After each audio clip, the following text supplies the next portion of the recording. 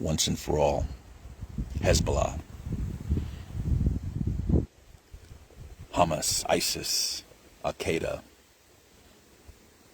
even the Ku Klux Klan, any group that targets people because of the color of their skin or their religion or where they're from should be wiped off the map, period. With that said, we need leaders in our Senate that's able to do this. Look at this. Congress couldn't even move without getting a speaker. Without a speaker, they couldn't even vote on anything. So this is how important it is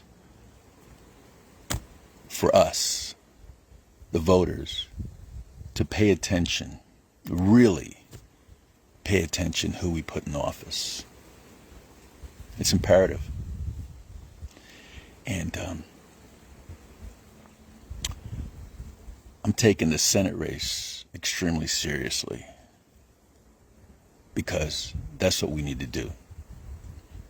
We need to take these races seriously,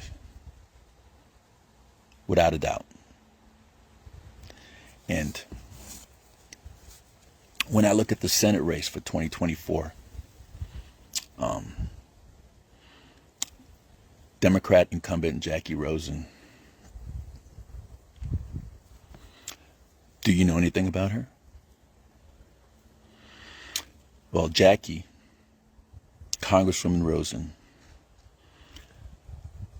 when she first ran for Congress, Senator Rosen, when she first ran for Congress a few years back, she ran against Danny Tarkanian, Republican, and she beat him. Now, Jackie never held office before. Never. So all you people out there that criticizes women for running for office and tell them, hey, you need to run for assembly. You need to run for state senate. You need to get your name out there. Look at Jackie Rosen. She never ran for office before. She became Congress. She beat out Danny Tarkanian, who ran for office a bunch of times.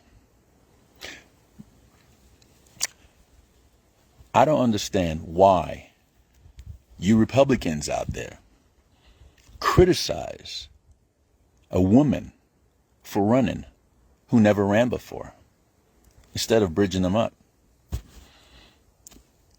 All these males that are in the Senate race right now, when they first ran, they never ran for office before.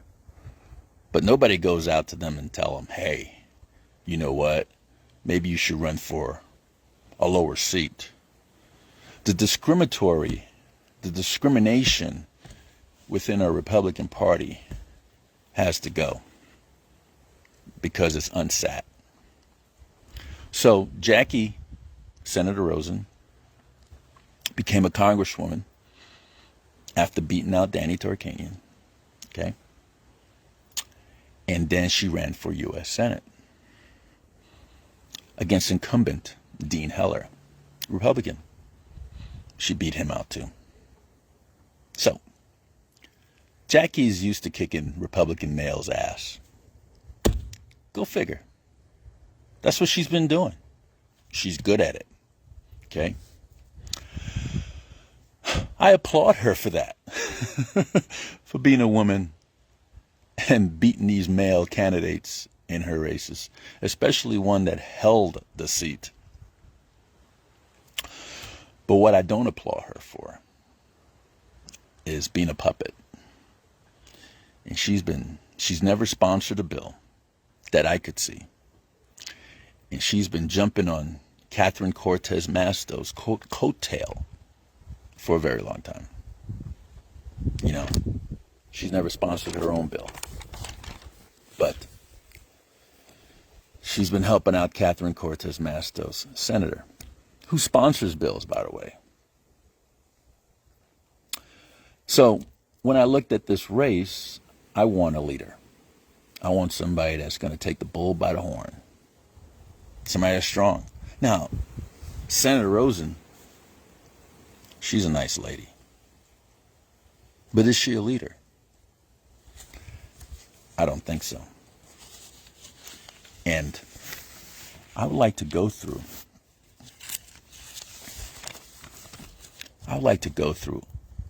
all the candidates so far that some has filed, some hasn't filed, but they announced that they're running.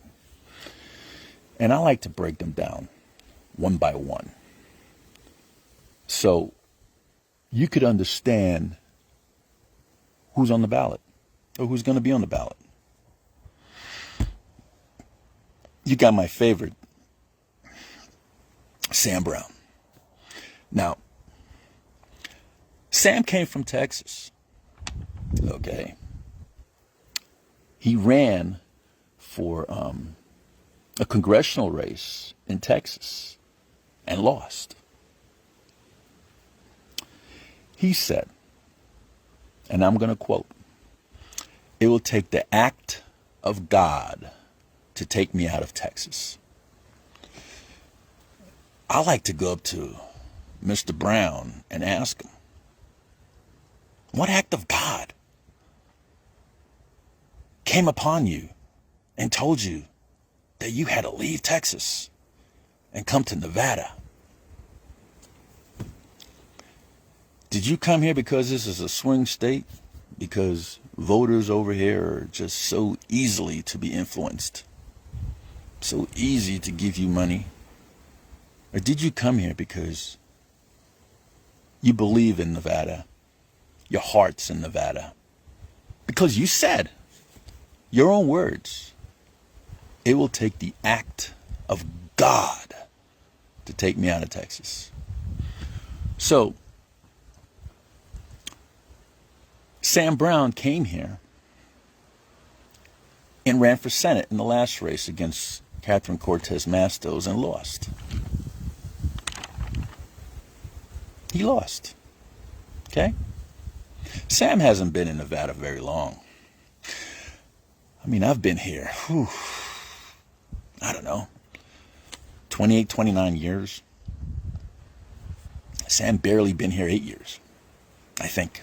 About 8 years. And he runs on, I was burned up in Afghanistan. Okay? Tragic.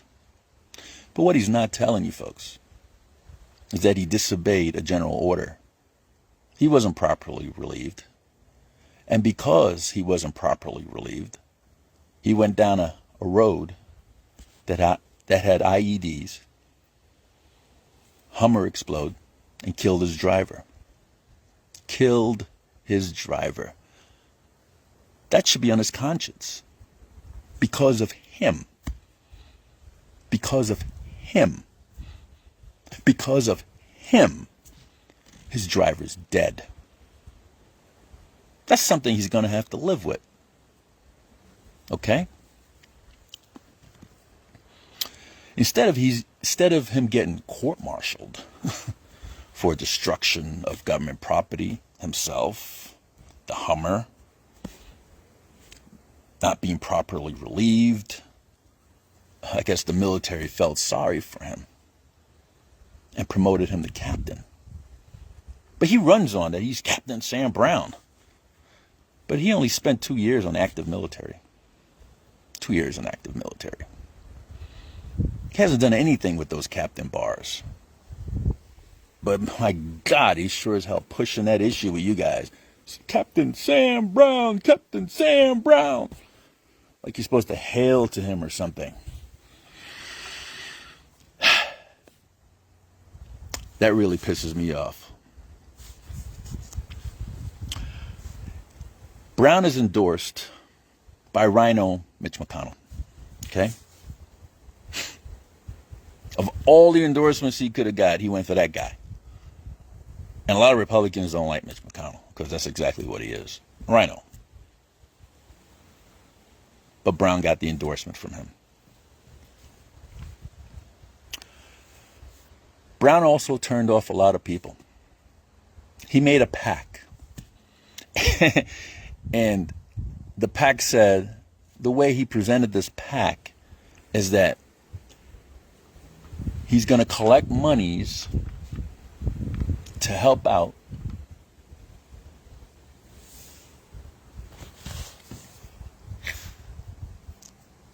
Duke, to help out other candidates.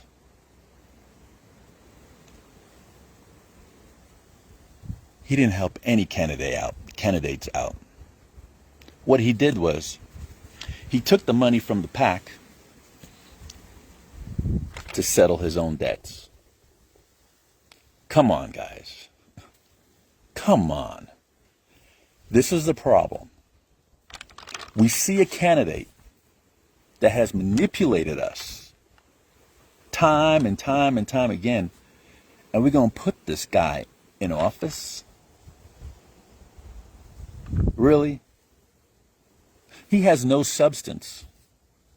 When he gets on stage, he talks about his scars and what happened to him in Afghanistan.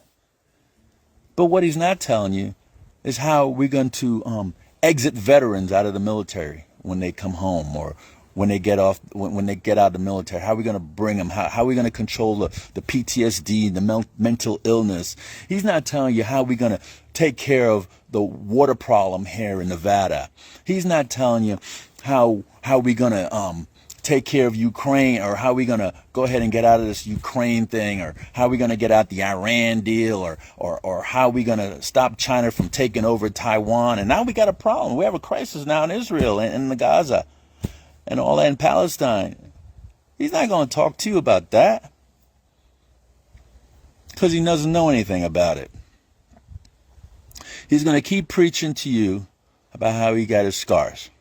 Why? It's a good strategy. So you can have the sympathetic heart and want to donate to him and want to volunteer for him and want to vote for him. So are we supposed to reward him with the title of United States Senator? Is that what we start doing to veterans? Why don't you ask Sam Brown how he's going to take care of all these vets out here in the state of Nevada that can't even get their disability benefits, that have known injuries and can't get their benefits. And when they do get their benefits, it's not enough to live on. And they can't even get Social Security. How about asking Sam Brown what he's going to do about that? Instead of telling us how he got injured in Afghanistan. It really annoys me. It really annoys me the way a lot of you folks out there decide that how you're going to support a candidate without actually doing homework. Duke, my dog. Without doing homework. And that's what you guys really need to do. That brings me to William Conrad. Now, Bill Conrad, Lieutenant Colonel, another one. He uses Lieutenant, well, at least he earned it. He earned it. But he uses it. Lieutenant Colonel, and these Sam Brown, Lieutenant Colonel, William Conrad, they all use their military uniform, even that Tony Grady, military uniform on advertisement, which you're not supposed to do, but they do it. Why? To gain your vote. You know, look at me. You don't see me in uniform. I got the Veterans of Politics shirt on, the Marine Corps hat on. I'm good to go. I don't need to be in uniform to get people to listen to me and respond to me. But let's get back to William Conrad. Okay? Now, Conrad he's recently arrived here in Nevada. He hasn't been here long. you know. And then when he came here, he ran for Senate against Cortez Masto. Well, he didn't get to come out of the primary, but he ran in that race for the last Senate race, and he lost. Okay? He copies other candidates' material. Like, for example, we have a senatorial candidate, first one ever, that started doing virtual town hall meetings, Stephanie Phillips. Now Conrad's starting to do it. I don't know, maybe he should give Stephanie Phillips some credit for that, because it was her idea. She started it. Have any of you seen any candidate do virtual town hall meetings before? Until Stephanie Phillips. Now Bill Conrad wants to jump on the bandwagon because he doesn't have an original idea. You know? His campaign manager is a sexist, saying there'll never be a U.S. president, and women should just stay in the kitchen, make sandwiches, and they nag people all the time. And you know, they always say birds of a feather flock together. And maybe he's drawn to this campaign manager because that's probably exactly how he feels. Duke! That's probably exactly how he feels. Oh my God, I couldn't even see my dog. But I just want to tell you about these candidates, you know? And then we have Tony Grady, Air Force veteran, who likes to wear the uniform too on advertisement to promote himself. AKA Walter Anthony Grady. Didn't even know his name was Walter. He doesn't even use his first name. He just go by his middle name and last name. But his first name is Walter. Another recently arrived to Nevada candidate. He has 2 retirements. He has a retirement from the Air Force, and he has a retirement from FedEx. But yet he knows how the poor and the middle class live. Funny. How does he do that? How does he know how the poor and the middle class live? He's got 2 retirements coming to him. And you know, when he was in the Air Force, he was a test pilot. A very noble, heart of steel type of job. But how does that transition over to United States Senate? Are we going to have senators start, you know, jumping in the planes and test pilot them and make sure they work? I don't think so. So I don't know how that job skill fit a U.S. Senate race, being a test pilot. It works in the military, but I don't think it's going to work in Washington, D.C. Tony Grady, he ran for lieutenant governor last time, if I didn't mention it, and he lost. You know? So that brings us to the other candidate, Jeff Gunter.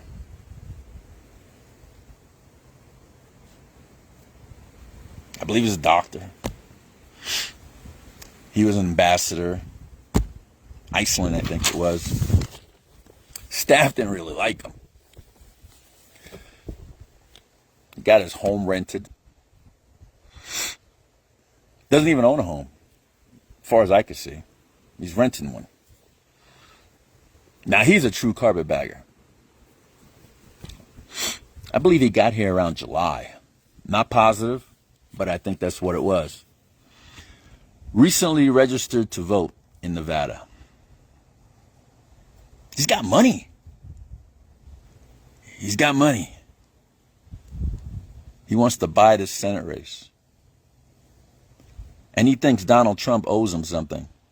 So Donald Trump should endorse him. He's got money. And that's the way it works, man. You got some money.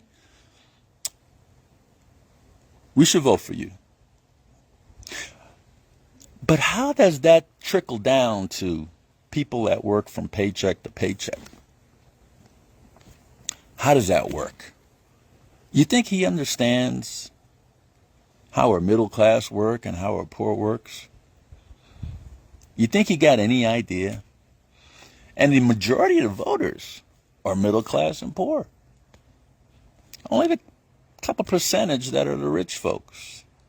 So we're the ones that decide who's in and who's out, not them, right?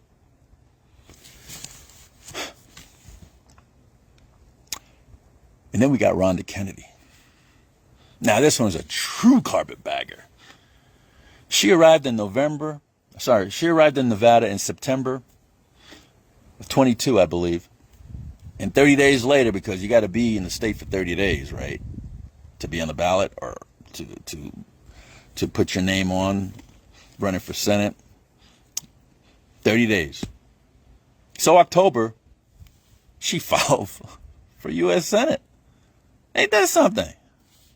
Now, Kennedy believes that everything has something to do with slavery. Black people suppressed. It's all about slavery. Carpetbagger has something to do with slavery. Everything has something to do with slavery. And if you watch the interviews we did with her, one of the interviews we did with her, she has a foul mouth. F this, F that, F this, your mama that, whatever. And she's a narcissist. Her shit don't stink. Not at all. She knows everything. She's smart.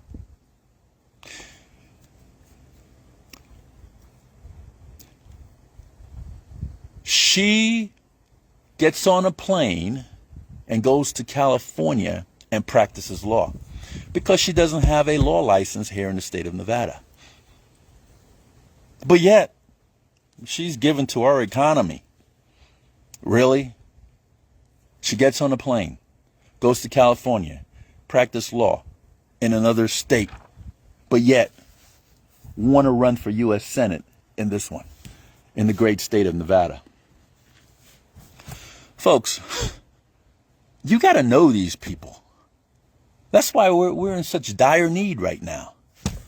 Look who's in the White House, for crying out loud.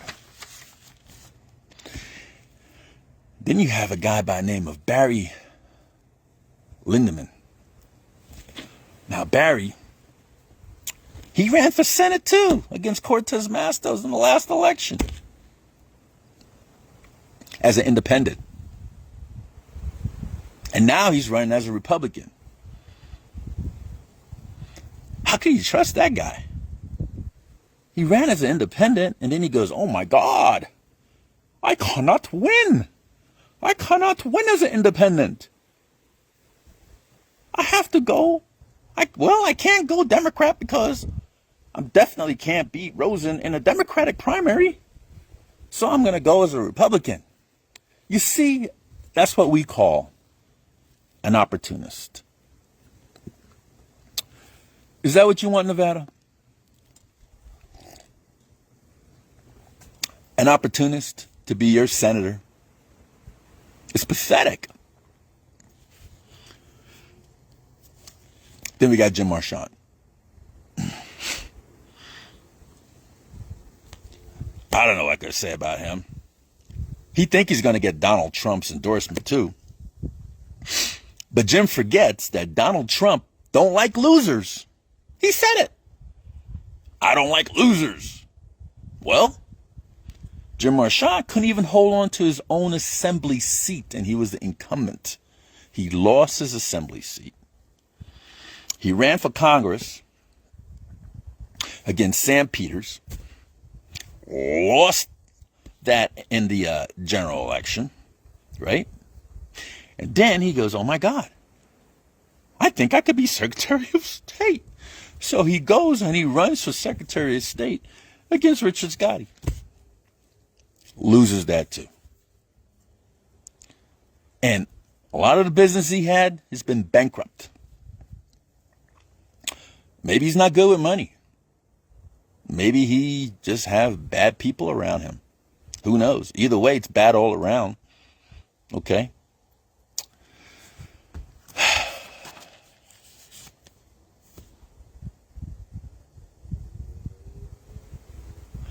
Then we have Jeff Gunter.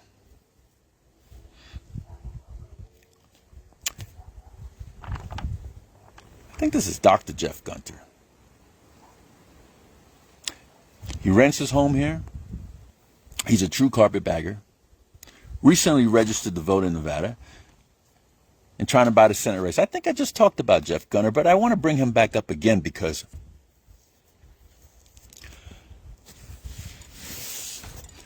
I find it crazy how we allow people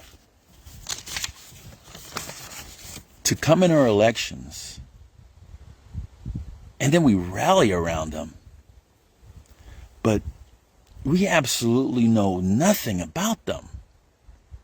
Nothing. I mean, we think we know something about them. We have a 5-minute pep talk with them. They dress nice. They look good. And we go, oh, that's our guy. But we don't know nothing about them. It's up to you, Nevada, to find out about these people. My favorite is Eddie Hamilton.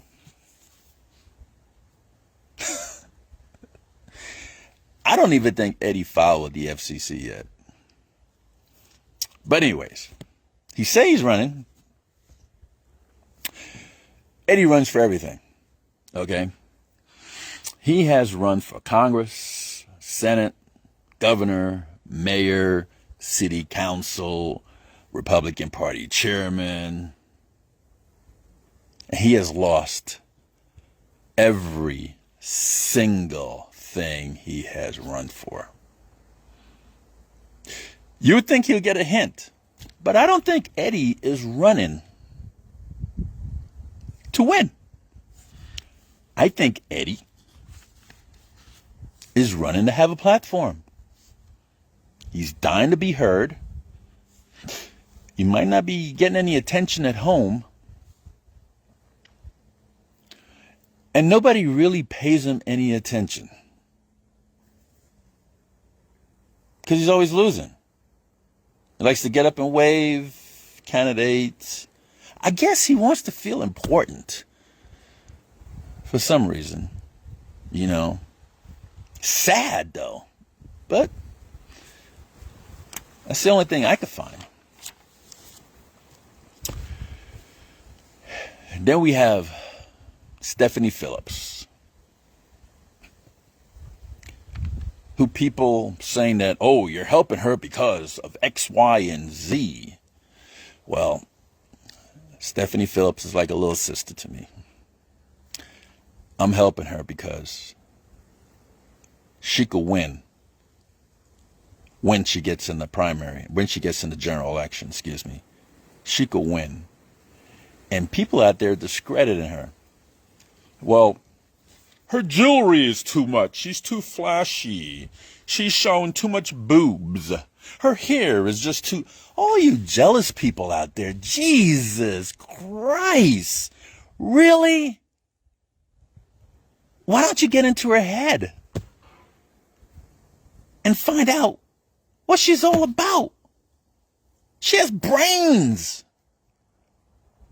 and looks. What a combination. Oh, you jealous heifers out there.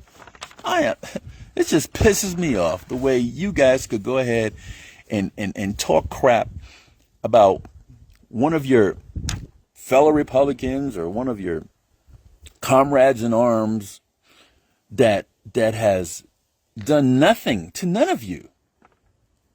She's been in Nevada for 30 years. If you add up all these other candidates, she probably, if you add them all up, she's probably been here longer than all of them combined. She has her own real estate company. She's a broker. She's an entrepreneur. She put her kids through school from birth to college. Her son is a army in the Army National Guard. So she's a Blue Star mom. And she has solutions about all these social issues that are coming up. that a lot of you are not grasping. The mental health issues, transgender issues, the veteran issues. Veterans not getting their disability benefits. Veterans are not transitioning properly out of the military. She's got solutions for all that. And she knows global stuff. Taiwan, Ukraine, now Israel. Give her a chance. She's very intelligent. And some of you people just discredit her because she's a woman. Even women discredit her because they're jealous. They're jealous. That's the only thing I could think of. You guys should embrace her. You know? She has toured more counties in this state than any of these candidates I just named off in the Senate race. Go to her Facebook. You'll see. You know, I'm out here. You can tell it's dark out. Doop. I'm out here because I believe in our state. I believe in our country. And I see what's going on. You know, I'm a Desert Storm veteran. I see what's going on. And I'm not scared to talk about it. But I'm going to say this.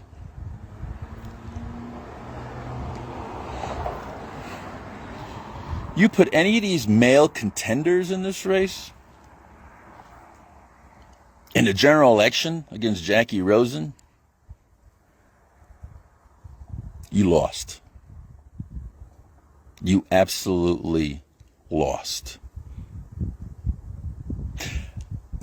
I believe in my heart of hearts that Stephanie Phillips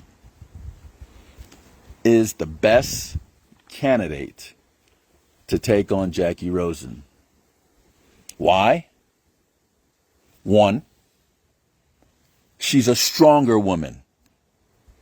She could take criticism. She doesn't hold a grudge. She listens to what you have to say. She cares about the state. She has no bankruptcy. She has no failed election races. She didn't carpetbag from another state and came here. She's not trying to buy the election. She's genuine. She wants to do what's right by the people of the state. And you guys need to realize that. There's not too many candidates out there that are like that, by the way. Because a lot of them are narcissists. Or they think about it as power and control. Matter of fact, she signed the term limit pledge. 2 terms, out. She's not going to be like these people that just stay there for 50 years, 30 years, 20 years, 60 years. I mean, is that how our founding fathers set this thing up? Congress and Senate should have term limits. I even think judges should have term limits because a lot of that power gets to their heads too. It's disgusting. It's disgusting how we have turned these elected positions into a power, control, moneymaker. I mean, a guy or gal goes into Congress or Senate and they're only worth $500,000. By the time they get out, they're worth millions of dollars. Because of the trade market. And whatever other dealings they have under the cuff that the public don't know about. Especially insider trading. I mean, what do we want, man? Do we want somebody to represent us? We the people? Or do we want somebody to represent themselves? Or do we want a puppet instead of a leader? I'm a Marine. You know? I believe in leading. I don't like to follow. I'll follow for this much. And then when I get it, I'm out on my own. Whoop. People, for the better of this state and the better of this country, vet your candidates. Don't be voting for somebody because they're your best friend, buddy, and they talk nice to you. They smell good. Vote for somebody because you know that person's going to do you right. And not just you, your neighbors, your family, your friends, your kids, the people in this state, the people in this country. That's what it's about. You know? Stop walking around with blinders on. Stop listening to people that tell you you need to vote for that person. Because I'm telling you, yeah, true. But I'm saying vet your candidates. Do any of you think Joe Lombardo, Stavros Anthony got to where they are right now as governor, lieutenant governor, without crossover votes from the Democrats, without the independents, without the libertarians? No, they needed those votes to become what they are today. A governor, a lieutenant governor. Even our controller, Matthews, he needed those votes too. They did not get where they are on just Republican votes only. And if you think that, you're stupid. I hate to say it, but you are. They needed crossover votes to get where they are. So what I'm saying, you need a level-headed person out of the primary into the general to beat Jackie Rosen. If you don't have that, you lost. You lost. Now, if and when Stephanie Phillips win this general election, she would be the first, I'm going to say again, the first Republican woman to represent this state in our U.S. Senate. The first.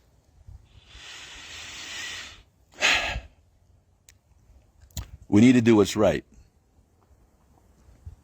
And again, my heart goes out to the people of Israel and Palestine and Hezbollah, Hamas, ISIS, whoever you are. I hope Israel wipe you off the face of this earth. Thank you so much. God bless America. God bless the United States of America. God bless Nevada. And may God bless the people of Israel, Palestine, and Ukraine. Because those people are suffering right now. And we have people right here in the good old United States, right here in the state of Nevada, right here in Centennial Hills, that are suffering, that can't pay their bills, that don't have a roof over their head, that don't have food on their table. We need to take care of our people right here. And we could start by enforcing our immigration laws and closing these borders and finding out who we're bringing into our country and go from there. Take care.